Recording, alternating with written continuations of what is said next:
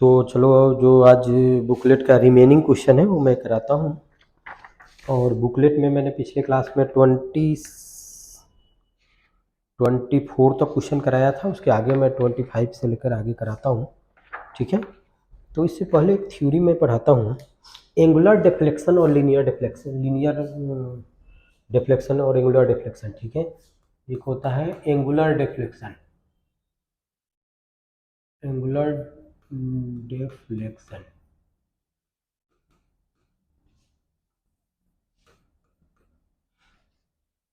मैंने कितना बार बताया था कि जैसे इस एक चार्ज पार्टिकल को यहाँ से मैं प्रोजेक्ट करूँ, मान लो कि पूरे पैनल में, पूरे बोर्ड में मैग्नेटिक फील्ड है, मैग्नेटिक फील्ड परपेंडिकुलर है, मान लो कि ए से है, magnetic field into the plane of board है।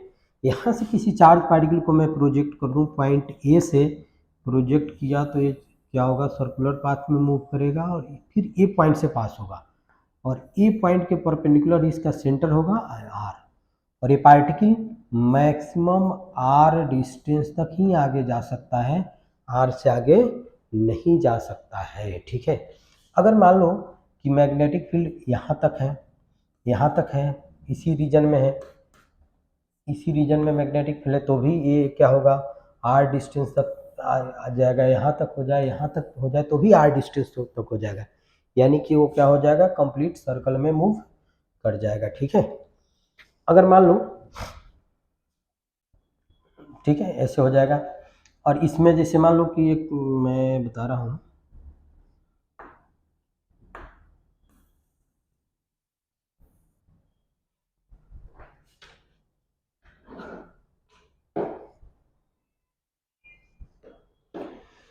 जैसे मान लो कि इसके इस साइड मैग्नेटिक फील्ड है, इसके साइड इस साइड मैग्नेटिक फील्ड नहीं है। ठीक है, ऐसे है मैग्नेटिक फील्ड, एक केस ऐसे लिया, जैसे इसको हमने प्रोजेक्ट किया मैग्नेटिक फील्ड, और ये जहाँ से प्रोजेक्ट किया, इस पॉइंट से मान लो कि प्रोजेक्ट किया तो मैक्सिमम आर जा सकता है, तो ये कुछ ऐसे आर जाके और फिर ये कुछ ऐसे चला जाएगा, रिबाउंस हो जाएगा। तो इसमें डेविएशन कितना होगा, इस डेविएशन होगा 180 डिग्री से। कैसे, जैसे इंसिडेंट है और ये क्या है, इमरजेंट है, ये इमरजेंट बीम कुछ ऐसे हो जाएगा और इंसिडेंट, तो दोनों के बीच में एंगल कितना हो गया, 180 हो गया, यानी कि ये बीम कितना होगा, मतलब कि चार्ज पार्टिकल है, तो ये चार्ज पार्टिकल कितना से डिफ्लेक्ट कर गया, 180 से। कब, जैसे मान लो कि ये डिस्टेंस, ये जो होना चाहिए, ये जो मैग्नेटिक फील्ड का होना चाहिए, मान लो कि ये मैग्नेटिक फील्ड डी रीजन तक फैला हुआ है, तो ये डी क्या होना चाहिए, greater than equal to R होना चाहिए। ठीक है, यानी कि स्लाइटली ग्रेटर देन डी क्या होना चाहिए, ग्रेटर देन आर होना चाहिए, तो ये जाके क्या होगा, 180 से डिफ्लेक्ट हो जाएगा। ठीक है, समझ गए हो, 180 डिग्री से डिफ्लेक्ट हो जाएगा।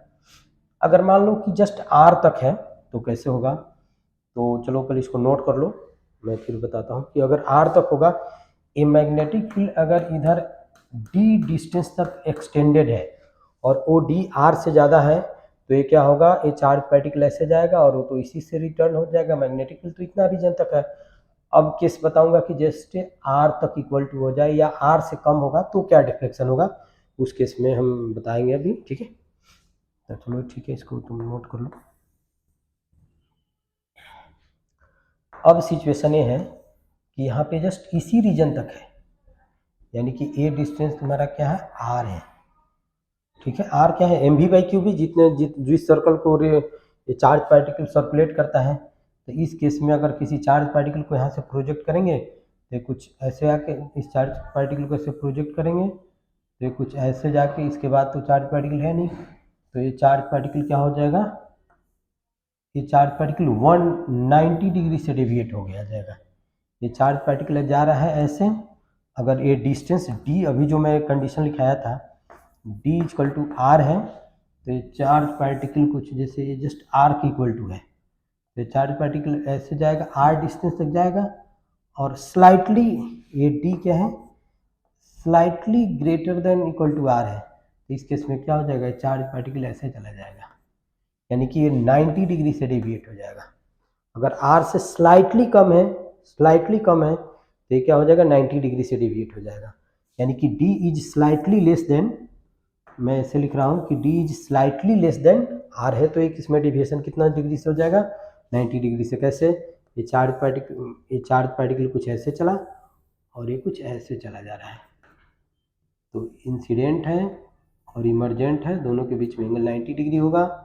इस केस में थीटा 90 डिग्री से होगा, और इस केस में डिफ्लेक्शन तुम्हारा कितना हो जाएगा, 90 डिग्री और π/2। ठीक है, अभी मैं फार्मूला ड्राइव करूँगा।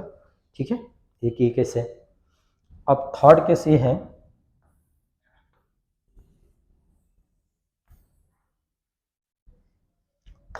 है, कि मान लो कि ये जो डी हो जाए वो लेस देन आर हो जाए। यानी कि मान लो कि एक चार्ज पार्टिकल है और आर इतना है, आर तुम्हारा इतना है, लेकिन मैग्नेटिक फील्ड इसी रीजन तक है, सिर्फ मैग्नेटिक फील्ड इसी रीजन में है। तो ये चार्ज पार्टिकल कैसे जाएगा, आर डिस्टेंस तक जाएगा। ये चार्ज पार्टिकल को ऐसे प्रोजेक्ट किए, ऐसे प्रोजेक्ट किए, ऐसे प्रोजेक्ट किए, अब इसके बाद में ये सीधे ऐसे चला जाएगा। तो इस केस में डिफ्लेक्शन कितना हो जाएगा, जैसे ऐसे, इसको हम कैसे कर देते हैं, तो एंगल थीटा, इस केस में इतना से थीटा से डिफ्लेक्शन हो जाएगा, क्योंकि यहाँ पे तो यहीं तक मैग्नेटिक फील्ड है, इसके बाद तो उस पर फोर्स लगेगा नहीं, और यहाँ पे इसका वेलोसिटी क्या है, ऐसे है, तो ये सीधे इसी के लॉन्ग वो चला जाएगा। ठीक है, इस केस में एंगल हो जाएगा थीटा, और थीटा भी मैं निकालूंगा कि थीटा होगा कितना, यही चीज़ मुझे बताना है। ठीक है, तो चलो अब हम इसको शुरू करते हैं और इस चीज़ को बताते हैं कि कैसे होता है। जैसे मान लो कि कोई एक सर्कल है, ऐसे लिया, किसी चार्ज पार्टिकल को हमने यहाँ से प्रोजेक्ट किया, और ये कुछ ऐसे ऐसे जा रहा है, ऐसे यहाँ तक गया, और इसी रीजन तक क्या है, मैग्नेटिक फील्ड है, इसी रीजन तक क्या है, मैग्नेटिक फील्ड है। चाहे छोड़ो, एक मिनट, मैं दूसरा फिगर बनाता हूँ।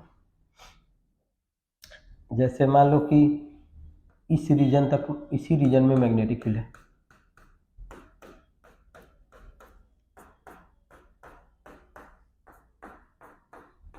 और ये तुम्हारा है डी है, और इसमें कंडीशन है D is less than R. किसी चार्ज पार्टिकल को हमने ऐसे प्रोजेक्ट किया, ऐसे प्रोजेक्ट किया, ऐसे प्रोजेक्ट किया, वो कुछ ऐसे चला गया, क्योंकि आर से कम है, तो आर, अगर आर होता तब वो कंप्लीट हो सर्कल करता है।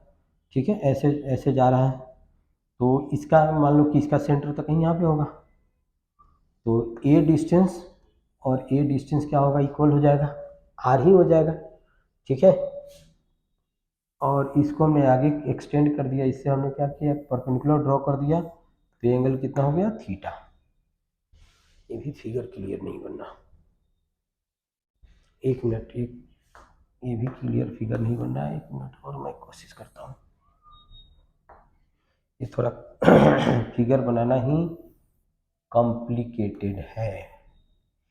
ये तुम्हारा डिस्टेंस है डी, और इसी रीजन में मैग्नेटिक फील्ड है। ठीक है, तो ये कुछ ऐसे जा रहा है, और ये कुछ ऐसे ऐसे जाके कुछ ऐसे चला जाएगा। ठीक है, तो हमने ऐसे ऐसे किया, अगर मैग्नेटिक फील्ड नहीं होता तो कुछ ऐसे जाता, ऐसे जा रहा है, कुछ ऐसे चला जाएगा। इसको पीछे की ओर ऐसे करेंगे तो एंगल कितना हो जाएगा, थीटा, और ये भी एंगल कितना हो जाएगा, थीटा। यही हमको थीटा निकालना है कि ये थीटा से डिफ्लेक्ट हो गया। ठीक है, तो थीटा से डिफ्लेक्ट हो गया, तो इसका सेंटर कुछ यहाँ पे होगा, जस्ट जिस पॉइंट से किए, और ए डिस्टेंस भी क्या होगा, आर होगा, और ए डिस्टेंस भी क्या होगा, आर होगा।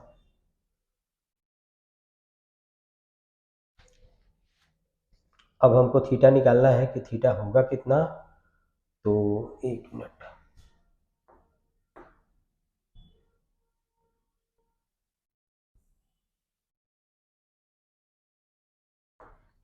देखो अब ये क्या है, इसका ये क्या है, जैसे ट्रेजेक्टरी है तो इसके ऊपर करेंगे, और इसके परपेंडिकुलर जब हम ड्रॉ करेंगे तो कहाँ पे जाएगा, सेंटर पे जाएगा, ये इसका सेंटर हो जाएगा।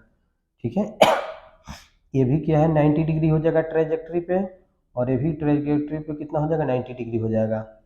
तो देखो इक्वाड्रिलेटरल, जैसे इसका नाम दे देते हैं, जैसे ए सी बी डी, ये क्या हो गया, क्वाड्रिलेटरल हो गया, ए सी बी डी क्वाड्रिलेटरल हो गया। तो ए एंगल 90, ए एंगल 90, तो इसका सम और इसका सम भी कितना होना चाहिए, 180, क्योंकि क्वाड्रिलेटरल, जैसे इसका इस एंगल का और इस एंगल का सम कितना हो जाएगा, 180, 180, ए कितना हो जाएगा, जैसे थीटा है तो कितना हो जाएगा 180 माइनस थीटा, तो एंगल हो जाएगा थीटा, और थीटा ही हमको निकालना है, थीटा ही हमको निकालना है कि थीटा होगा कितना, ठीक है। अच्छा, एक यहाँ पे अगर ऐसे मैं ड्रॉ कर दूँ तो कोई फर्क नहीं पड़ेगा, कोई फर्क नहीं पड़ेगा, और ये भी है तुम्हारा आर, और ये भी है तुम्हारा आर, सेंटर यहाँ पे है, तो इसमें हम साइन थीटा इक्वल टू कर सकते हैं, साइन थीटा इक्वल टू कितना हो जाएगा, डी, ये तुम्हारा डी है तो ये भी कितना हो जाएगा, डी ही हो जाएगा। तो इस केस में इस ट्रेंगल में साइन थीटा इक्वल टू कितना हो जाएगा, डी अपॉन में आर, तो उसको फर्दर हम लिख सकते हैं sine theta equal to D, और आर कितना होता है, M we by Q B, तो इसको हम लिख सकते हैं डी, ऊपर चला जाएगा क्यू बी अपॉन में एम बी। तो तुमको फाइनल साइन थीटा का फॉर्मूला याद रखना है, या थीटा इक्वल टू लिख लो साइन इनवर्स, या ये फॉर्मूला याद रखो, ये फॉर्मूला याद रखो, sine inverse Q B D upon में एम बी, ये फॉर्मूला याद रखो, ये ही होता है एंगुलर डिफ्लेक्शन, या आर अपॉन में डी। इसमें यूरोडो पे भी क्वेश्चन है, अच्छी वर्मा पे क्वेश्चन है, और पी वाई क्यू में आए भी हुए हैं, ठीक है।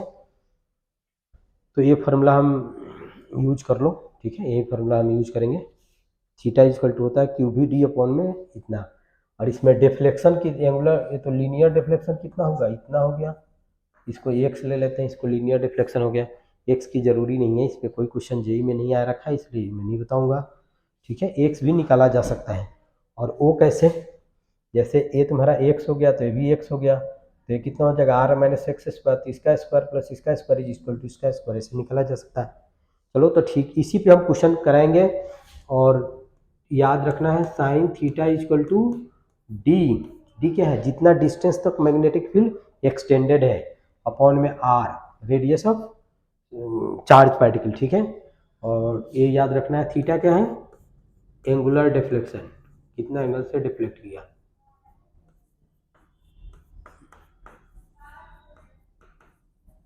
Angular deflection. तो ये थ्योरी तुम जल्दी से नोट करो, अब इस पे क्वेश्चन में कराऊंगा।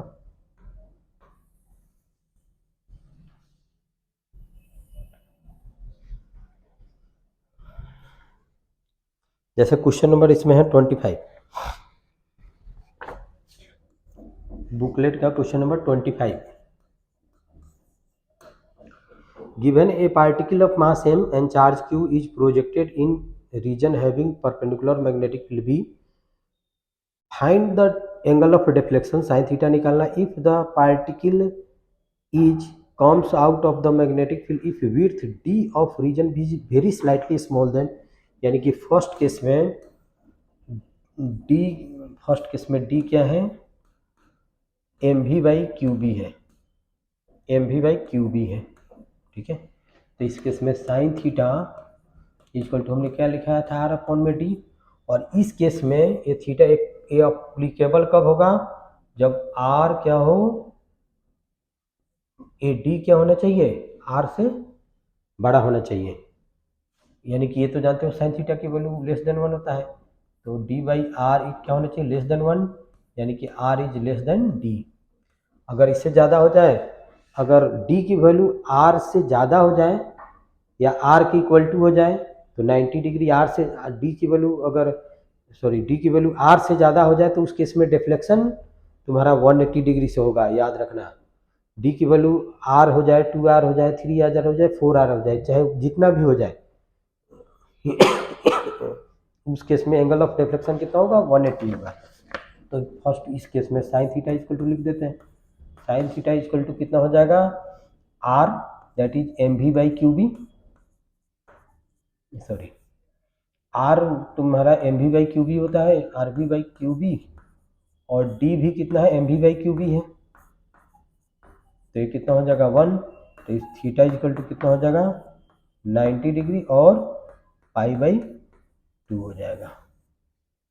अच्छा, बी केस में है, बी केस में है sine theta equal to formula तो वही हम लिखेंगे आर बाई डी, और इस केस में आर इक्वल टू क्या है M we by Q B, इस केस में आर इक्वल टू हो जाएगा M we by Q B, और डी गिवन है M we by 2 Q B. तो इसको सिंप्लीफाई करेंगे तो एम वी अपॉन में क्यू बी इंटू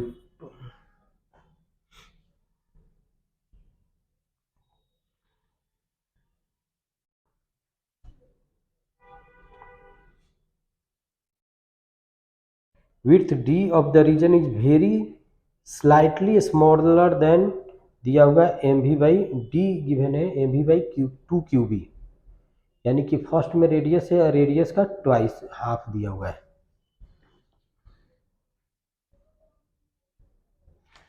ये हमने फार्मूला ही गलत लिख दिया, ये हमने फार्मूला ही गलत लिख दिया। एक मिनट रुक जाओ।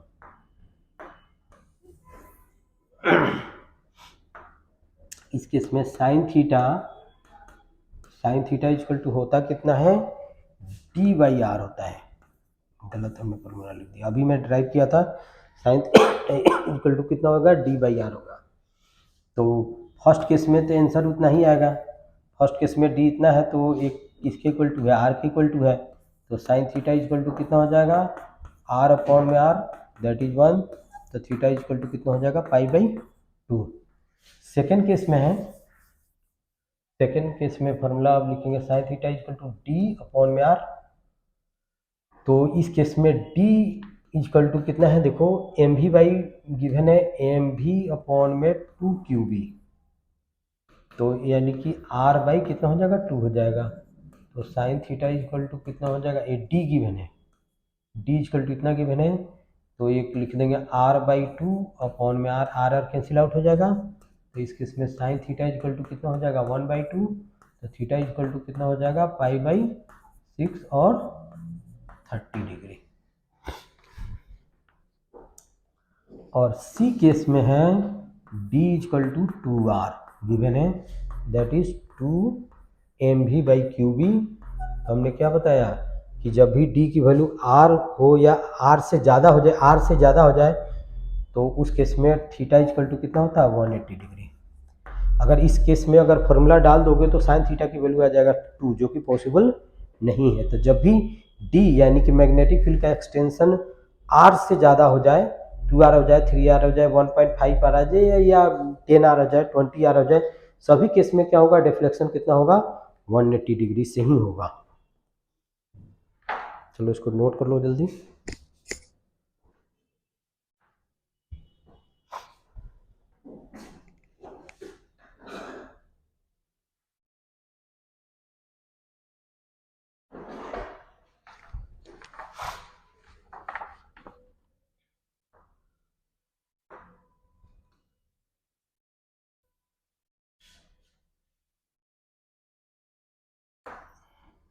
अब क्वेश्चन नंबर है 26। ऐसे कुछ गिवन है, जैसे मान लो कि इस रीजन में magnetic field more than R है, ठीक है। एक चार्ज पार्टिकल को ऐसे प्रोजेक्ट किया जाता है, ऐसे कुछ होता है, बिल्कुल ये कुछ ऐसे हो जाता है,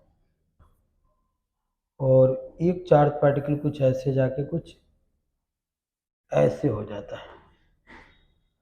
दिया हुआ है ए narrow beam of singly charge carbon ion moving with at constant velocity, भी गिवन है तुम्हारा 6 × 10⁴ मीटर पर second, is send perpendicularly in the rectangular region having uniform magnetic field 0.5 Tesla है। It is found that the two beam emerge from the field in backward direction. The separation between incident beam and जैसे मान लो कि इसके बीच का separation मान लो कि D1 है और इसके बीच का सेपरेशन मान लो कि D2 है और दोनों ही गिवन है। D1 गिवन है तुम्हारा 3 सेंटीमीटर यानी कि 3 × 10⁻² मीटर और D2 गिवन है तुम्हारा 3.5 × 10⁻² मीटर। ठीक है। Identify the isotope present in the ions, take the mass of ion, यानी कि मास ऑफ आयन लिखना है A और 1.6 × 10⁻27 kg, where A is mass number. हमको बताना है A क्या है, मास नंबर है। ठीक है। तो इसका रेडियस कितना हो जाएगा, जैसे R1 इसका जो फर्स्ट चार्ज पार्टिकल है इसका ये तुम्हारा क्या हो जाएगा, R1 हो जाएगा। ठीक है। तो R1 इक्वल टू कितना हो जाएगा, D1/2 और R2 इक्वल टू कितना हो जाएगा, D2/2। ठीक है। अब पुट कर देते हैं फॉर्मूला। तो R1 इक्वल टू हो जाएगा, मास ही तो चेंज हो रहा है, वेलोसिटी तो दोनों का सेम है। तो m1 v/q × v, singly charge है तो सिंगली चार्ज है तो q इक्वल टू कितना हो जाएगा, u हो जाएगा। तो इसमें हम लिख सकते हैं R1 है तुम्हारा D1/2, तो ये है 3, रेशियो लेना है तो तुम ऐसे लिख सकते हो 3 × 10⁻²/2 इक्वल टू m1, m कितना लिख सकते हैं A1 और ये है 1.6 × 10⁻27 और v गिवन है तुम्हारा 6 × 10⁴, 6 गिवन है, 6 कर दो अपॉन में q 1.6 × 10⁻, कितना हो जाएगा, -19 और b मैग्नेटिक फील्ड 0.5t, 0.5 कर दो, इसको इक्वेशन 1 कर दो। ठीक है।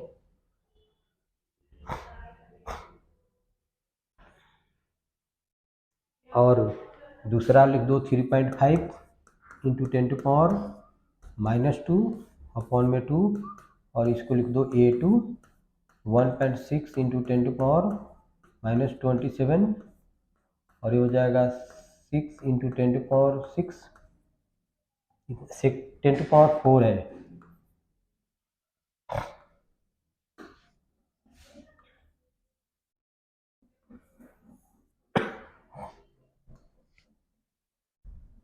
टेन टू पावर 4 और ये 6 × 10⁻, कितना है 4 अपॉन में q 1.6 × 10⁻19 × 0.5 है। ठीक है। इसको इक्वेशन 2 ले लिया। अब हम ऐसे करते हैं 1/2 करते हैं तो ये कितना हो जाएगा, 3 अपॉन में 3.5 सब कुछ कैंसिल आउट हो जाएगा और A1 अपॉन में A2 हो जाएगा। ठीक है। तो इसको ऐसे कर दो तो 6/7 इक्वल टू कितना हो जाएगा, A1 अपॉन में A2। तो कार्बन का मास क्या होता है, 13 होता है, कार्बन का जो होता है वो C12 होता है, नहीं तो C17 होता है। तो इसको फर्दर हम लिख सकते हैं 12 अपॉन में 14, ऐसे हम कर सकते हैं।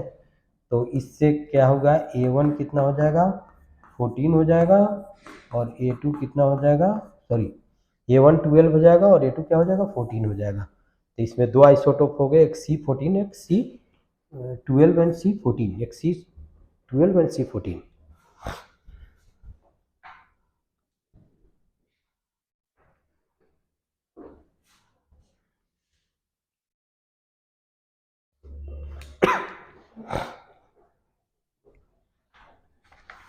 चलो अब नेक्स्ट क्वेश्चन।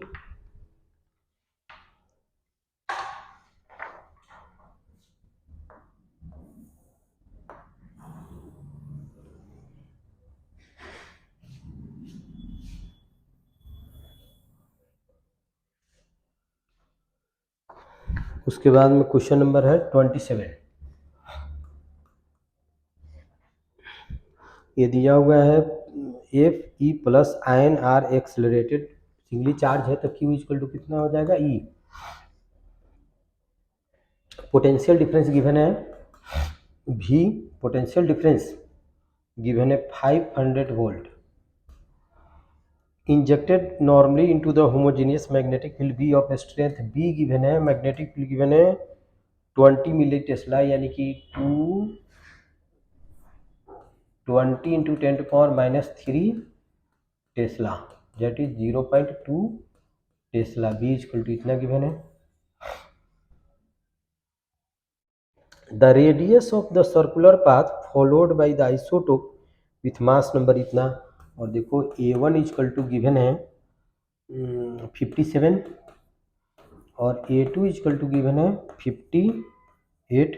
टेक मास, और मास को लेना है A 1.6 इंटू 10⁻27 kg, ये मास नंबर है। ठीक है, तो देखो इसमें गिवन है Fe आयंस, Fe का भी दो आइसोटोप होता है, एक होता है 57 और 58।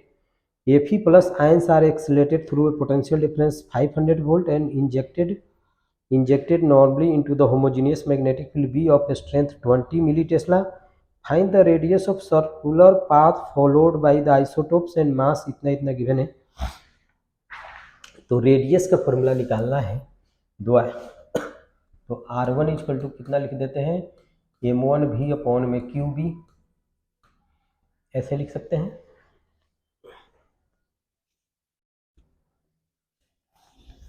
अच्छा, एक और हमने फॉर्मूला लिखाया था ऐसे, R equal to MV upon में QB, और इसको हमने ऐसे लिखा था 2MQV अपॉन में Q इंटू B लिखाया था।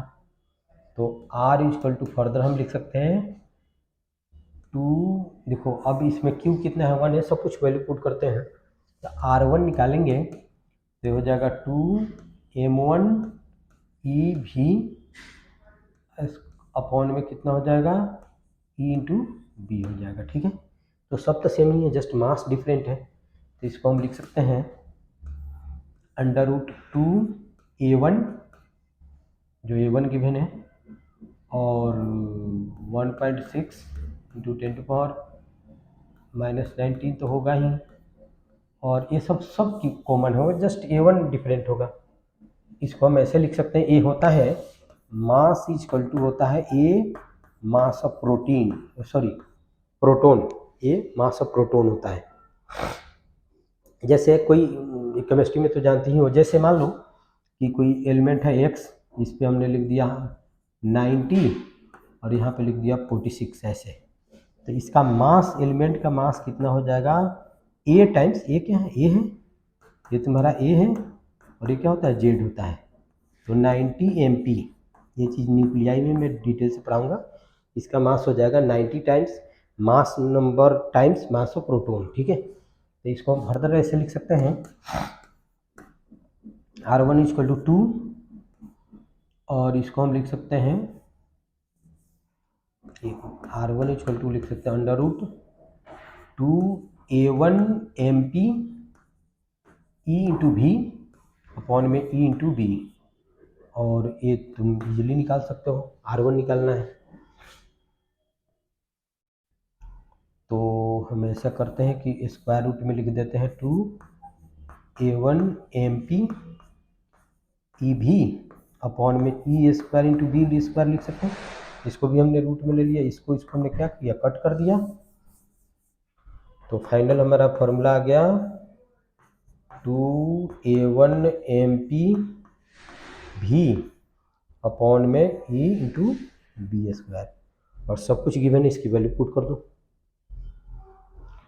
पहले इतना लिख लेते हैं, अब सब कुछ गिवन है A1 A2 के लिए करके, अब रिमेनिंग काम तुम खुद कर लोगे, जस्ट वैल्यू गिवन है A1 A2, जैसे R1 हो गया, तो इसमें अब R2 के लिए क्या कर दोगे, A2 कर दोगे। A1 पता है 56 MP गिवन है, मास ऑफ प्रोटोन नहीं होता है, 1.6 इंटू 10⁻⁻27, भी गिवन है 500, E 1.6 इंटू 10⁻⁻19 जानते ही हो, बी गिवन है तुम्हारा 0.2 स्क्वायर, करके इसको सोल्व कर देना, R1 R2 आ जाएगा।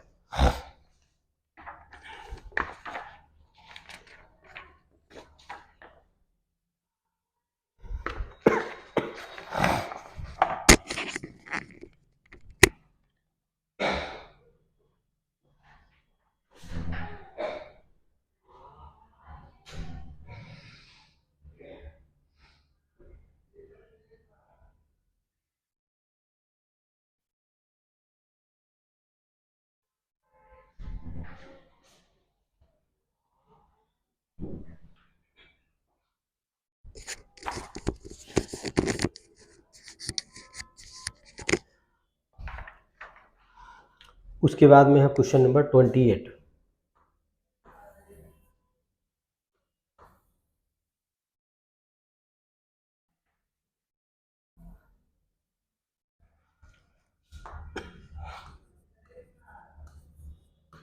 ट्वेंटी एट गिवन है और 28 सेम है जो अभी मैं कराया था। A narrow beam of singly charge potassium and kinetic energy this injected into the region with इतना 1 सेंटीमीटर। ठीक है, ये सेम क्वेश्चन है जो मैं अभी डेरिवेशन कराया, तो तुम लोग खुद ट्राई करना इसको। हालांकि इसमें काफ़ी कॉम्प्लिकेटेड कैलकुलेशन आता है, काफ़ी कॉम्प्लिकेटेड कैलकुलेशन आता है जो बहुत ही टफ है। मैंने थ्योरी बता दिया।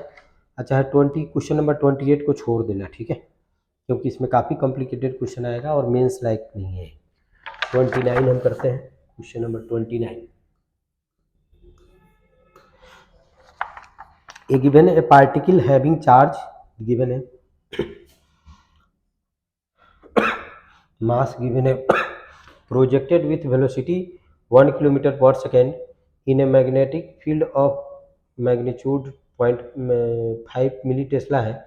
The angle between magnetic field and the velocity is given है। जैसे ये मान लो कि बी गिवन है और ये तुम्हारा भी गिवन है और ये थीटा गिवन है और थीटा इजकल टू गिवन है sine inverse 0.9 that is sine theta equal to कितना हो जाएगा 9/10 इतना गिवन है।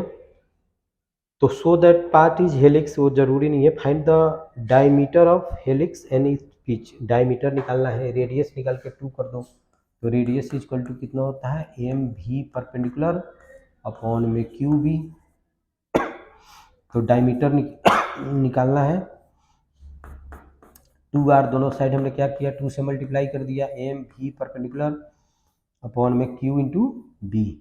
तो भी पैरेलल कितना हो जाएगा, भी पैरेलल हो जाएगा तुम्हारा भी कॉस थीटा और भी परपेंडिकुलर कितना हो जाएगा भी साइन थीटा। ठीक है, तो इसको हम फर्दर लिख सकते हैं 2m भी परपेंडिकुलर को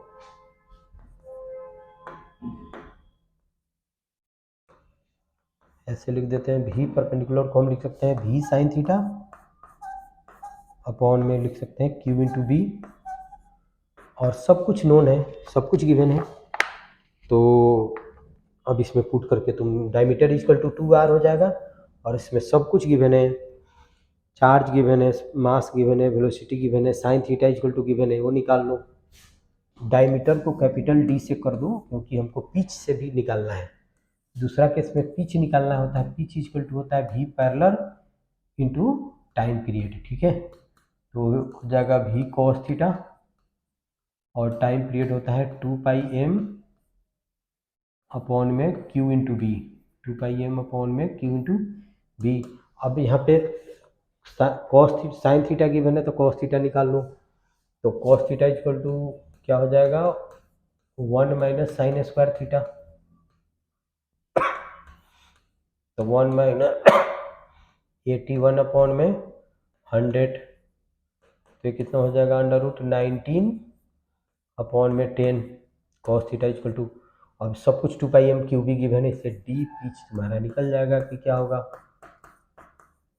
और पिच ऑलरेडी मैं सीबीएसई की क्लास में पढ़ाया हूँ कि पिच क्या होता है। ये क्वेश्चन नंबर 29 हो गया। अब चलो हम करते हैं 30, क्वेश्चन नंबर 30।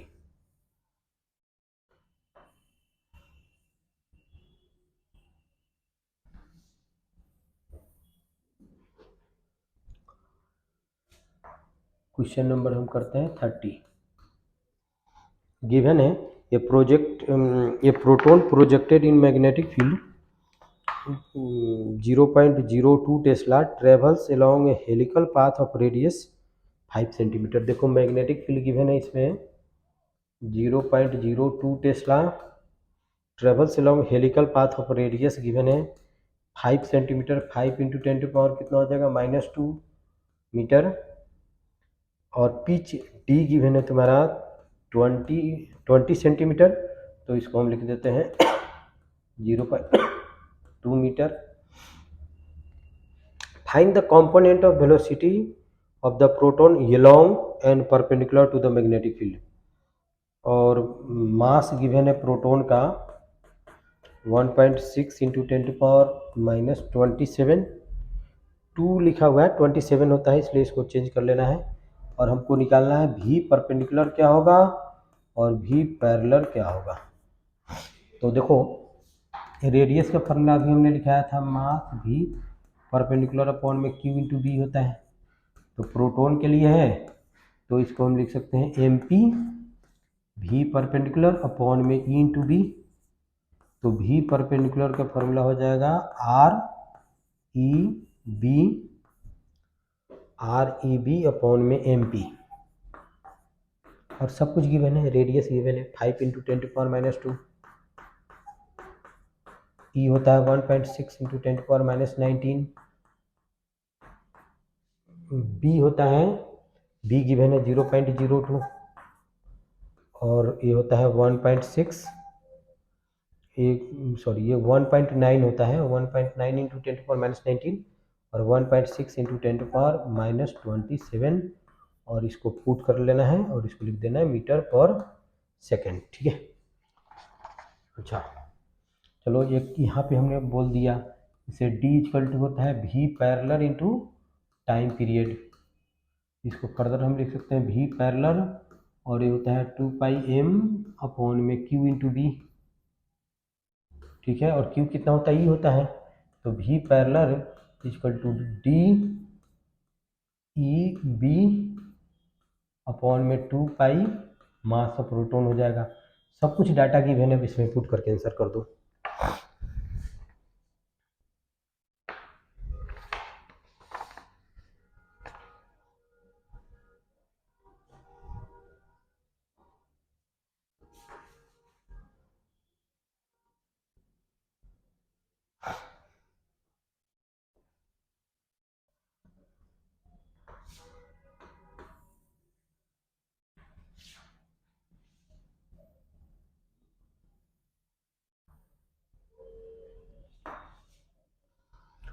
उसके बाद में क्वेश्चन नंबर है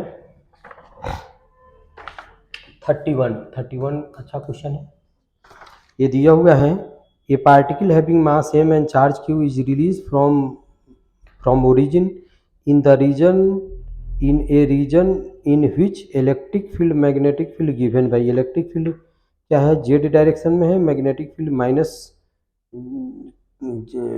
माइनस वाई डायरेक्शन में है। Speed of particle as a function of Z coordinate. देखो इसमें एक्सिस हमने ऐसे बना दिया,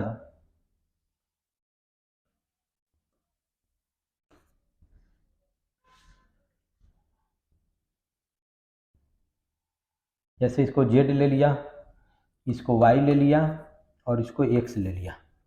तो देखो इसमें गिवन है इलेक्ट्रिक फील्ड जेड डायरेक्शन में है। तो जैसे ही इस चार्ज पार्टिकल को हमने यहाँ पे रखा तो मैग्नेटिक फील्ड तो लगेगा नहीं क्योंकि रेस्ट में है, तो लगेगा क्या, इलेक्ट्रिक फील्ड। इलेक्ट्रिक फील्ड क्या है, जेड डायरेक्शन में है, तो ये पार्टिकल जेड डायरेक्शन में चलना शुरू हो जाएगा। मान लो कि यहाँ पे गया, इसका वेलोसिटी v हो गया, यहाँ पे चार्ज q हो गया। तो अब इस पे क्या होगा, इस पे फोर्स जेड डायरेक्शन में कितना लगेगा, जेड डायरेक्शन में फोर्स लगेगा q इंटू ई। एक्सेलरेशन जेड डायरेक्शन में कितना होगा, तो फोर्स अपॉन में मास तक क्यू ई अपॉन में एम हो जाएगा। अब इस डायरेक्शन में वो कैसे चलेगा, तो इसमें हम लिख देते हैं S equal to U T. क्या निकालना है, हमको निकालना है find speed of particle as a function of its distance. ये स्पीड निकालना है। तो रिलीज किया तो यहाँ पे वेलोसिटी u कितना है, 0 है। अब लिख सकते हैं V square equal to U square plus 2as। तो फाइनल वेलोसिटी तो हमको निकालना है, इनिशियल कितना है, 0 है, और 2 एक्सेलरेशन कितना है, क्यू ई अपॉन में m है, और डिस्टेंस मान लो कि यहाँ पे उसका डिस्टेंस कितना हो गया, z हो गया, तो यहाँ पे लिख देंगे z। ठीक है, तो v इक्वल टू क्या लिखेंगे, अंडर रूट में इसको लिख देंगे v, तो इसको लिखेंगे 2q e अपॉन में m इंटू क्या लिख देंगे, z लिख देंगे।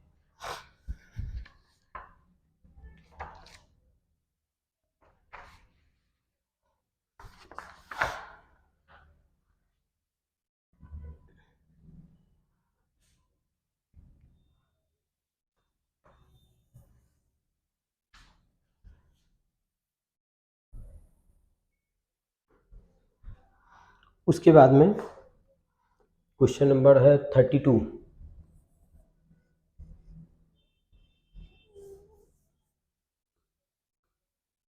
क्वेश्चन नंबर है 32। दिया हुआ an electron is emitted with negligible speed from negative plate, जैसे पैरेलल प्लेट कैपेसिटर गिवन है, ये तुम्हारा निगेटिव प्लेट है, ये तुम्हारा पॉजिटिव प्लेट है, तो इलेक्ट्रिक फील्ड का डायरेक्शन ऐसे होगा। दिया हुआ electron is emitted with negligible speed from the negative plate of the parallel plate capacitor charge to potential difference V. अब इसके बीच में जो पोटेंशियल डिफरेंस है वो कुछ ऐसे है भी, और निगेटिव प्लेट से एक इलेक्ट्रॉन इमिट हुआ विथ निग्लिजिबल वेलोसिटी, ठीक है, तो इलेक्ट्रिक फील्ड तो इस पर फोर्स ऐसे लगेगा। The separation between the plates is D and magnetic field B exist in the space as shown in figure. और यहाँ पे मैग्नेटिक फील्ड क्या है, डॉट बनाया हुआ है, डॉट यानी कि बाहर की तरफ, ठीक है, और इसके बीच का सेपरेशन है तुम्हारा डी, ठीक है। तो so that the electron will fail to strike the upper plate if, बताना है कि, और देखो यहाँ से इमिट करेगा तो इस पर नेग्लिजिबल नेग्लिजिबल स्पीड से स्पीड करेगा, सॉरी ये इमिट करेगा, तो देखो इसमें क्या क्या गिवन है।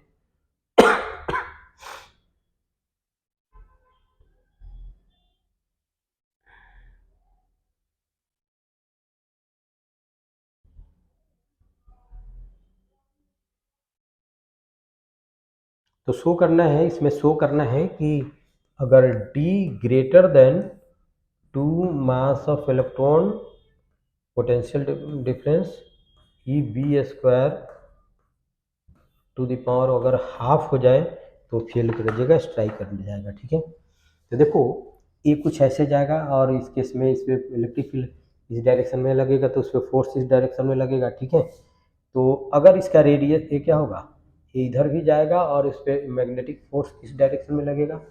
मैग्नेटिक फोर्स हमारा अगर ये मैग्नेटिक फील्ड क्या है ऐसे है और एक फोर्स ये मूव कर रहा है ऐसे, वेलोसिटी ऐसे है और मैग्नेटिक फील्ड यहाँ पे ऐसे है, तो तुम right hand thumb rule use कर सकते हो। Right hand thumb rule use करोगे तो क्यू भी क्रॉस भी, तो इस पर फोर्स कैसे लगेगा, ऊपर की तरफ लगेगा। जैसे हमने कर दिया क्यू भी का डायरेक्शन ऐसे भी ऐसे, तो डाउन निगेटिव है तो कुछ उस पर फोर्स क्या लगेगा, ऐसे लगेगा, तो कुछ ऐसे जाके कुछ ऐसे होगा। तो अगर ए डिस्टेंस जो भी ए डी है अगर रेडियस से स्लाइटली बड़ा हो जाता है, यानी कि D is greater then radius हो जाए, तो अब ये क्या हो जाएगा, 180 से डिफ्लेक्शन होगा।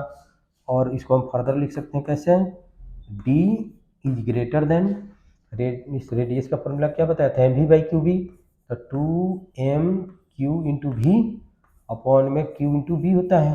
अब इसको अंदर ले लो, तो डी, ये चीज़ ऑलरेडी मैं बताया हूँ, ये चीज़ ऑलरेडी मैं बताया हूँ कि इलेक्ट्रॉन को यहाँ से प्रोजेक्ट करते हैं, तो अगर मान लो कि ए डी रेडियस से स्लाइटली बड़ा हो जाए तो क्या होगा, 180 डिग्री से डिफ्लेक्ट हो जाएगा, यानी कि ये इलेक्ट्रॉन इसको टच नहीं कर पाएगा, यानी कि फेल कर जाएगा टू स्ट्राइक दिस प्लेट,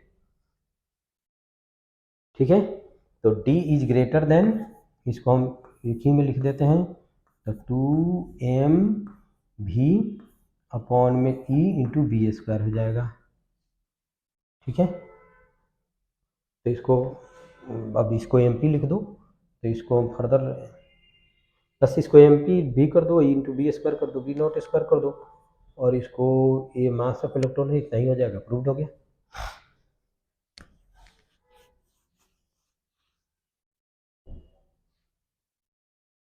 अभी हमने थ्योरी पढ़ाया, हमने बताया कि कोई इलेक्ट्रॉन ऐसे जाके ऐसे, अगर ये 180 डिग्री से डिफ्लेक्ट कब होगा, अगर इस ये जब ये डी हो, जब डी ग्रेटर देन रेडियस होगा, 2r हो जाए 3r हो जाए तो 180 डिग्री से डिफ्लेक्ट होगा ही होगा।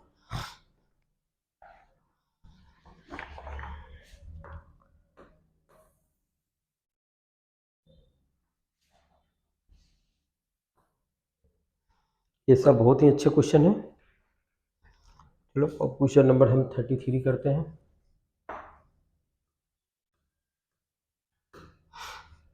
ये दिया हुआ है rectangular coil of 100 turns, N equal to कितना गिवन है 100, has length L equal to given है 5 centimetre, that is 5 into 10⁻² metre, and width 4 centimetre, B given है 4 into 10⁻² metre, is placed it is placed with its plane parallel to the uniform magnetic field. मान लो कि ये कुछ ऐसे given है और मैग्नेटिक फील्ड इसी रीजन में ऐसे गिवन है, ठीक है।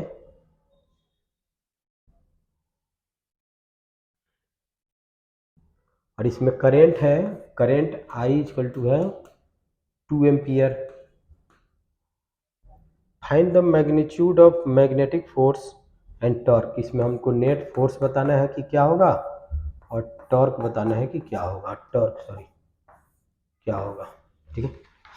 तो हमने इस चीज़ को बताया हुआ है कि कोई भी शेप का अगर लूप हो, अगर यूनिफॉर्म मैग्नेटिक फील्ड में रखे हुए हैं तो उस पर नेट फोर्स कितना हो जाएगा, जीरो हो जाएगा। उस पर नेट फोर्स कितना हो जाएगा, जीरो हो जाएगा। कर लो, तो फोर्स का फॉर्मूला क्या होता है, आई एल क्रॉस बी। तो ए बी और आई एल क्या है, ये दोनों पे जैसे ए इसका नाम दे दिया ए बी सी डी, तो ए बी और सी डी पे नेट फोर्स कितना हो जाएगा, जीरो, क्योंकि आई एल और बी क्या है, पैरेलल है, नहीं तो एंटी पैरेलल है।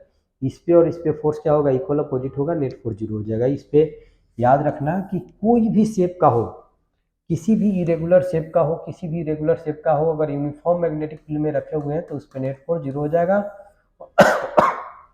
और ट्रायंगल के लिए मैंने प्रूव करके बताया था, तो इस पर नेट फोर्स कितना हो जाएगा, जीरो। अब टॉर्क इक्वल टू कितना होता है, N I A cross B होता है, और टाउ इक्वल टू कितना होता है, स्मॉल एम या म्यू लिखाया था शायद, मैग्नेटिक मोमेंट एन आई ए, या स्मॉल एम या म्यू से भी लिखाया था, ठीक है।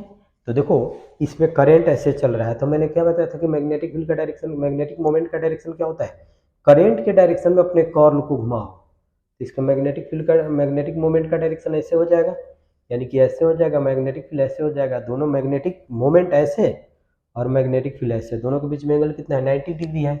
तो टॉर्क इक्वल टू हो जाएगा N I A B sine 90, sine 90 तो 1 होता है, तो टॉर्क इक्वल टू हो जाएगा एन आई ए बी, तो ये तुम्हारा हो जाएगा 100। करंट कितना गिवन है 2, और एरिया कितना हो जाएगा एल इंटू बी, यानी कि 20 इंटू 10⁻⁴, और मैग्नेटिक फील्ड गिवन है, मैग्नेटिक फील्ड गिवन है शायद क्वेश्चन में,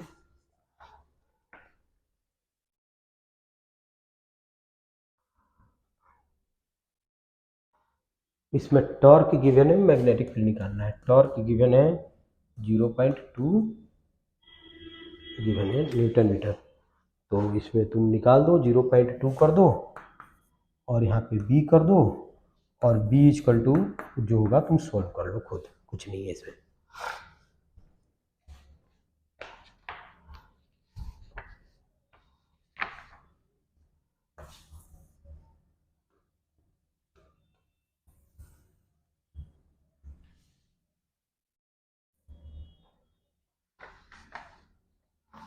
अब क्वेश्चन नंबर है तुम्हारा 34।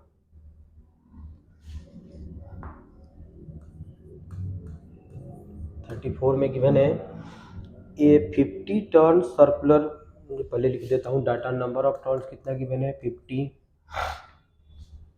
Turn circular coil of radius 2 centimetre, R given है 2 इंटू 10⁻² मीटर। एक मिनट, करेंट गिवन है 5, आई गिवन है तुम्हारा 5 ampere, rotated in uniform magnetic field, B given है, मैग्नेटिक फील्ड गिवन है 0.2 tesla. What is the maximum torque acting, यानी कि first case में हमको निकालना है टाउ मैक्सिमम कितना होगा। In a particular position of the coil the torque acting on the B part में निकालना है, in a particular position of coil the torque acting on is half the maximum, यानी कि इस केस में theta निकालना है कब, जब टाउ इक्वल टू क्या हो जाए, टाउ मैक्सिमम का हाफ हो जाए। What is the angle between magnetic field and plane of the coil, angle between magnetic field and plane of the coil निकालना है हमको, थीटा नहीं निकालना है। अभी मैं बताऊंगा कि क्या निकालना है, हमको फाइंड करना है। देखो चलो पहले ये टॉर्क निकाल लेते हैं। तो टॉर्क इक्वल टू कितना होता है ये पार्ट में, N I A B sine theta होता है, ठीक है। तो टॉर्क मैक्सिमम कब होगा, जब साइन थीटा मैक्सिमम होगा। साइन थीटा की मैक्सिमम वैल्यू कितना होता है 1। तो for maximum torque theta equal to कितना हो जाएगा 90। तो टाउ मैक्सिमम कितना हो जाएगा, N I A B, N कितना है 50, करेंट कितना है 5, एरिया इसका रेडियस गिवन है सर्कुलर, तो पाई आर स्क्वायर कर दो, तो 3.14 पाई, और आर की वैल्यू है तो 4 इंटू 10⁻, क्या कर देंगे -4 कर देंगे, इसका स्क्वायर कर दिया। और मैग्नेटिक फील्ड कितना गिवन है 0.2, और टाउ मैक्सिमम को इसको सोल्व करने के बाद में लिख दो न्यूटन मीटर। अच्छा सेकंड केस में है, अब इसको तो सोल्व करना पड़ेगा। और बी पार्ट में है, जैसे टाउ का मैक्सिमम का हाफ, तो थीटा निकाल लो, यानी कि टाउ इक्वल टू टाउ, पहले इसको देख लेता हूँ ये कितना है।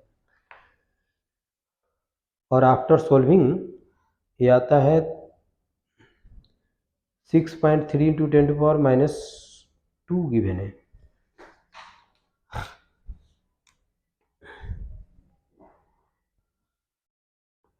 6.3 इंटू 10⁻⁻2 गिवन है।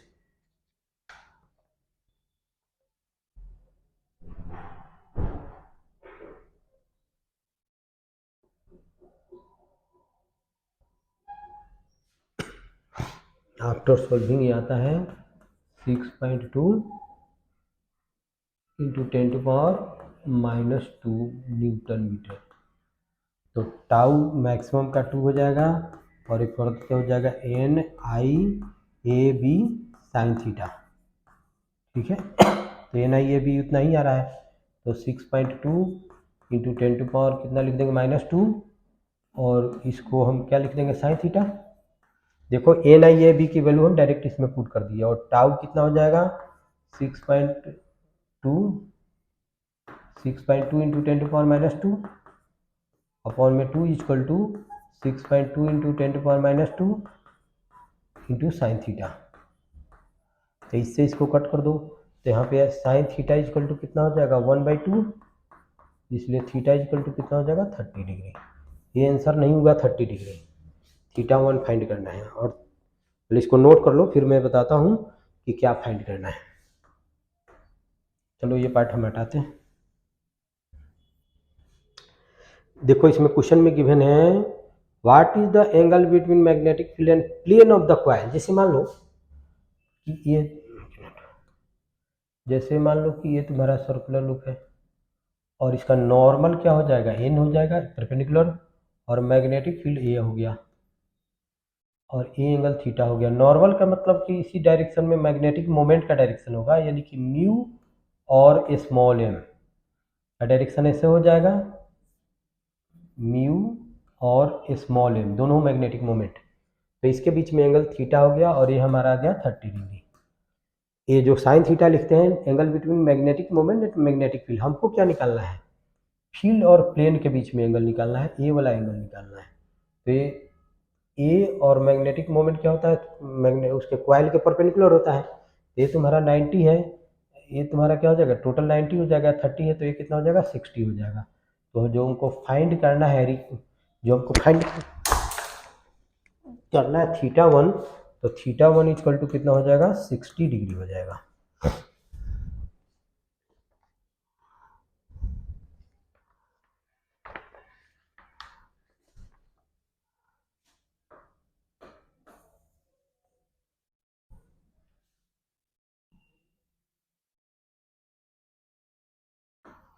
अब है क्वेश्चन नंबर 35 गिवन है, सेम उसी टाइप का कंसेप्ट है। गिवन है ये rectangular loop of side 20 centimetre and 10 centimetre carries current 5 ampere uniform magnetic field 0.2 tesla parallel to the longer side. Find force निकालना, तो फोर्स तो जीरो हो जाएगा, टॉर्क निकाल दो, अभी जस्ट मैं किया था। उसके बाद में क्वेश्चन नंबर 36 गिवन है। ये दिया हुआ है circular loop of radius 2 centimetre, यानी कि सर्कुलर लूप का 2 इंटू 10 टू पावर कितना है -2 मीटर। नंबर ऑफ टर्न्स कितना है 500 है। इट इज कैरीज करेंट आई कितना है तुम्हारा 1 एम्पियर है। It axis makes an angle 30 degree with uniform magnetic field. देखो ऐसे है सर्कुलर लूप, तो इसका एक्सिस क्या हो जाएगा, ऐसे हो जाएगा, और मैग्नेटिक फील्ड ऐसे है गिवन है, तो ये एक्सिस हो जाएगा, तो इसी के डायरेक्शन में मैग्नेटिक मोमेंट का भी डायरेक्शन हो जाएगा, और इसके बीच जो एंगल गिवन है 30 डिग्री गिवन है।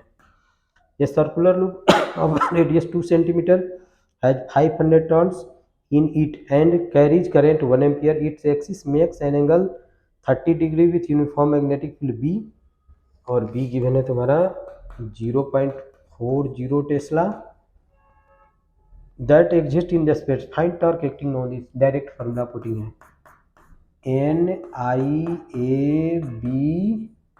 sin 30। इसको फर्दर सिंप्लीफाई कर देते हैं I, और इसको लिख देंगे पाई आर स्क्वायर बी sin 30। अब इसको फार्मूला पुट कर दो और सोल्व कर दो, ठीक है। तो अब हमने टॉपिक करा दिया। अब नेक्स्ट क्लास में मैं एक टॉपिक और कराना है, मूविंग कॉइल गैल्वेनोमीटर, और उसके बाद में चैप्टर कंप्लीट हो जाएगा। एक क्लास में कराऊंगा मूविंग कॉइल गैल्वेनोमीटर, उसके बाद में चैप्टर हो जाएगा कंप्लीट, ठीक है।